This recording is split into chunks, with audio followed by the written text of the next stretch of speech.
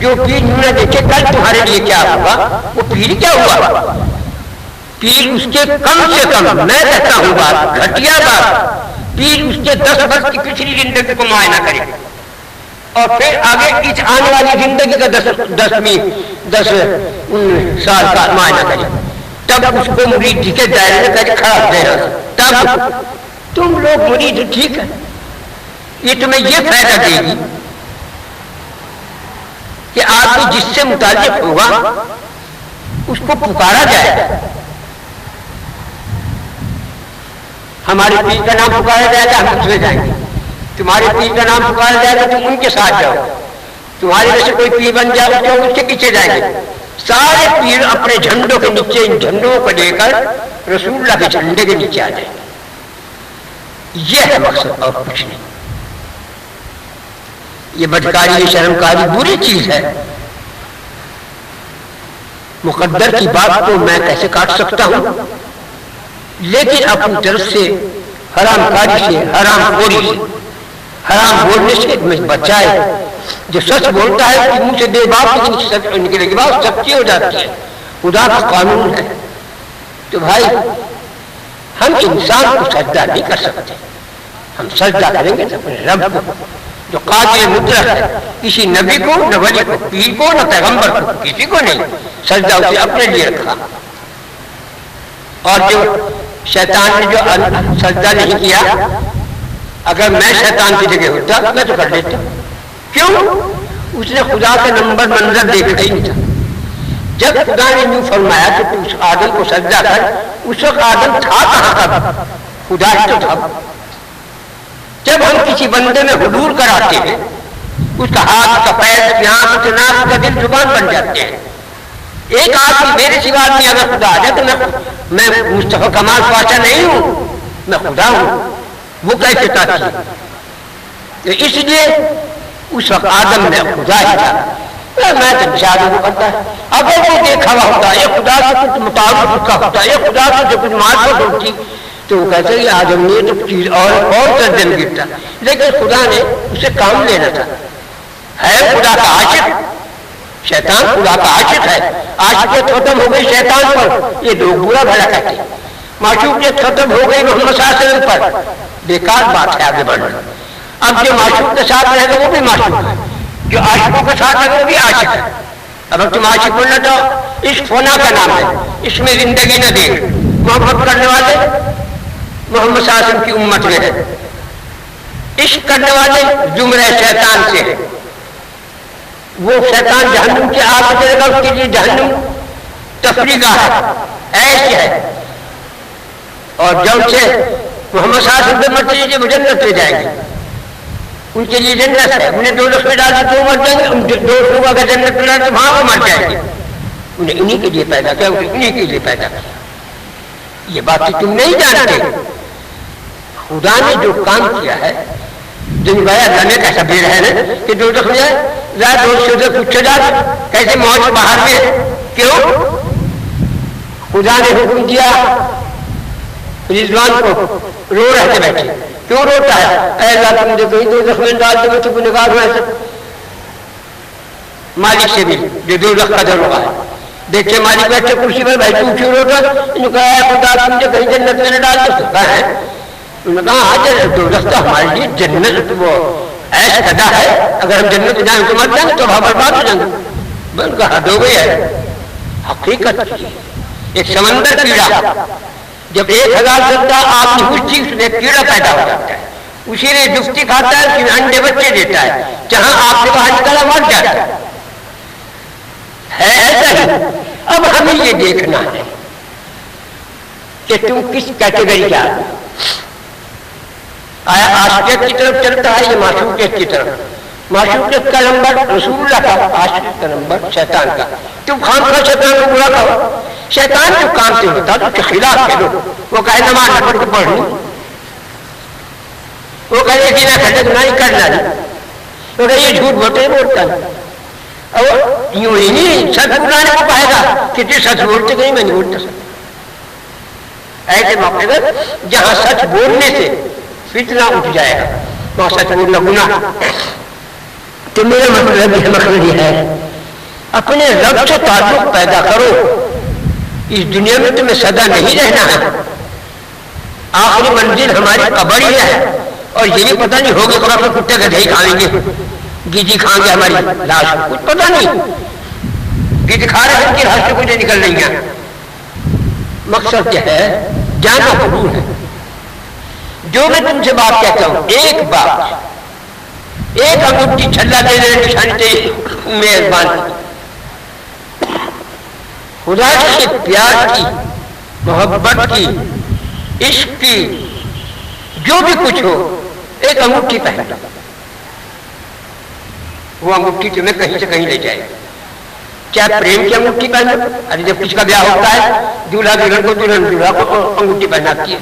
یا عاشق معشوق آپس میں تو اپنی معشوقہ کو انگوٹھی پہناتے ہیں, وہ اپنے عاشق کو پہناتی ہے. یہ دین کر لو صبح. ایک انگوٹھی لے لو اور ایک گناہ چھوڑ دو, پھر میں ذمہ دار. ایک انگوٹھی کیا, ایک گناہ جو تم سب سے زیادہ کرتے ہو اسے کرنا ہے, مرنا ہے. اور درود کی انگوٹھی چھلا اپنی پہن لو کہ تمہیں ہر جگہ کام دے گی.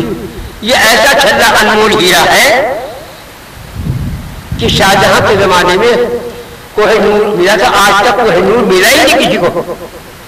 اس کی اگر پوری دنیا دولت دے کر اسے خریدنا چاہے تو وہ کم ہے.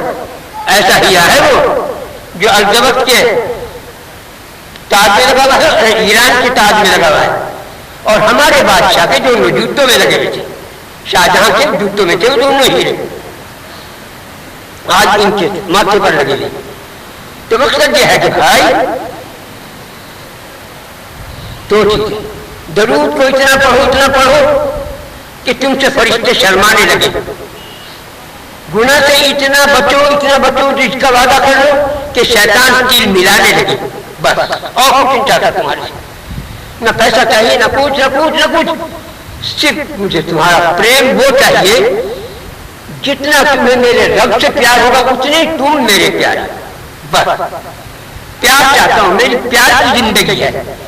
میرے یہاں پیار برستا ہے, میرے یہاں حسن نور برستا ہے, میرے یہاں عشق محبت کی بارش ہوتی ہے. میرے یہاں بزرگی میں نہیں کچھ جانتا, نہ مجھے پتا نہ کیا ہو, بس اتنا برہا کا مارا.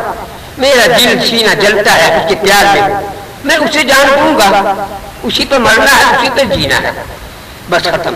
تم میرے ساتھ اگر رہنا مانگتے ہو صرف دو چیزیں, انگوٹھی پہن لو کہ پریم کی, درود شریف کی, اور ایک گناہ کو جو تم زیادہ کرتے تو چھوڑے کرنا ہی نہیں. اے شیطان پہ نہ کچھ بھی کر لے, پھر دیکھو تمہارے پاس کیا آ جائے گا. دوسری چیز یہ ہے یتیم اور بیوہ, غریب اور مسکین کا دل نہ آزاد پہنچانا. یہ بہت تباہ چیز ہے, اس سے محفوظ رہیے. کوئی بیوہ کا, یتیم کا معاملہ آگے, کوئی مسکین کا معاملہ آگے, کوئی رنجو غم کا, کسی کا پریشان اور مبتلا ہے بلاؤ میں, اس کی بد دعا سے بچنا. کیونکہ اللہ فرماتے ہیں بیوہ, یتیم اور غمزدہ, پریشان حال, اس کی دعا کو کوئی آر پار نہیں ہے, کوئی رکاوٹ نہیں ہے. فرشتے بھی ہٹ جاتے ہیں جب دعا جا کے ٹکراتی ہے, عرش میں بھی سراغ ہو جاتا ہے. یہی بیان کروں, یہی میرا اول ہے, یہی میرا آخر ہے, یہی میرا درمیان ہے. اللہ سے پر مرو یا اللہ سے ڈرو یا اللہ کے قانون پر چلو. ایک انگوٹھی چھلا پہن دو درود کا, اسے اتنا پڑھو کہ تم سے فرشتے شرمانے لگے. ایک گناہ کو ایسا چھوڑ دو کہ شیطان کی ملانے لگے, اور کچھ نہیں چاہتا. ایک گناہ کو چھوڑو گے شیطان پاگل ہو جائے گا. دن رات تمہارے چکر لگا کہ کتنے گناہ کرا دو, کرنا ہی مرنا. تو بھائیوں نے بچوں, پھر کہتا ہوں ایک گناہ کو چھوڑ دو اور ایک انگوٹھی کے پریم کی پہن لو. وہ کیا ہے؟ صرف درود شریف. درود پڑھنے والے کو خدا کبھی ناپسند نہیں کرتا. کوئی بدصورت عورت ہو, اور مرد اچھی شکل کا ہو، وہ ایک مصروف طور پہ عاشق ہو جائے بھائی تو حسین آدمی، یہ اور مصروف اس کی ایک ادا ہے، وہ اس پہ مر گیا. اور ایک ایسے بھی لوگ ہوئے کہ جس سے اس کا دل ملا ایسی، اور بیوی جو آئی تو افلا پڑی جیسی ہور، اس سے دل ملا، اس سے مل جائے بدصورت. تو بھائی خدا کا بھی ایسا ہی معاملہ ہے تقریباً، نعوذ باللہ. اسے جو اسے پریم سے پکارے وہی سے پیارا، ہاں بدصورت ہوگا. اس میں یہ ادا جو ہے، اس ادائی نے تو مجھے مار دیا. بس ادا وہ درود کی ادا ہے، اگر تم چاہو تو اس کی ادا کر سکتے ہو. درود پڑھو، اس کی ادا، اس ادا میں خدا کو پہنچا لو. نعوذ باللہ، خدا اس کو فریضہ ہو جاتا ہے جو درود پڑھتا ہے، جس کا ذکر کرتا ہے، جس سے پیار کرتا ہے، وہ اس سے محبت کرتا ہے. ایک گناہ کو بتا رہے اس شخص نے اپنا ایسا گناہ اسے چھوڑ دیا میرے لیے، مجھے شرم آتی ہے کہ اب اس کو دوزخ میں جانا. کیا بات ہے میرے دوست، قربان جاؤں اس کی اس بات کی. تو اسی لیے بھائی تم ایک چھلا دے دو پہن لو درود کا، ایک گناہ کو چھوڑ دو جو تم بہت کرتے ہو. بس دوسری چیز جب تم یہ درود پڑھو گے تمہیں ہر نیکی راستہ دے گی، ہر نیکی راستہ دے گی، ہر گناہ سے بچنے کی توفیق ملے گی. قانون ہے میرے رب کا. اب پڑھ لو تم درود شریف، لمبا وقت ہو گیا میں نہیں بول دیا، تک میرا یاد اگلی اور پڑھ لو.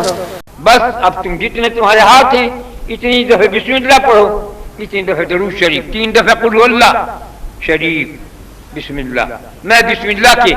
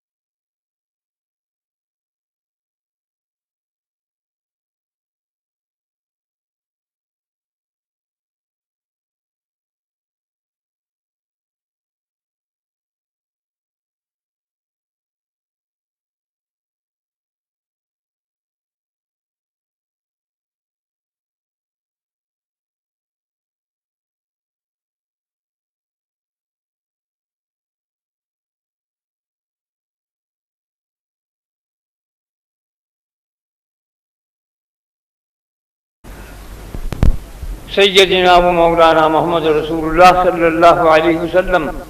اے اللہ ہم سب نے جو کچھ پڑھا ہے پڑھنے کا ثواب ہدیہ نذرانہ جناب رسول اللہ صلی اللہ علیہ وسلم کی روح مبارک کو پہنچ جائے. ان کے صدقہ طفیل سے ہماری صغیرہ کبیرہ جان بوجھ بھول چوک گناہوں کو معاف فرما دے. اے اللہ ہمارے دین میں، ایمان میں، اسلام میں، صحت میں، زندگی میں، رزق میں برکت عظیم عطا فرما. اے اللہ جتنے پوری دنیا کے اندر محمد صلی اللہ علیہ وسلم کی امت ہے، جتنے تیرے بندے ہیں ان مسلمان ہیں، ان پر رحم اور کرم اور حفاظت فرما. اے اللہ ہم پر اپنے کرم و فضل کی انتہا فرما. الہی ہمارے ملک کو، ہمارے پاکستان کو دشمنوں کی نظر سے بچا لے. اے بچانے والے بچا لے، بچا لے محمد صلی اللہ علیہ وسلم کے صدقہ طفیل سے، اپنے کرم اور فضل سے.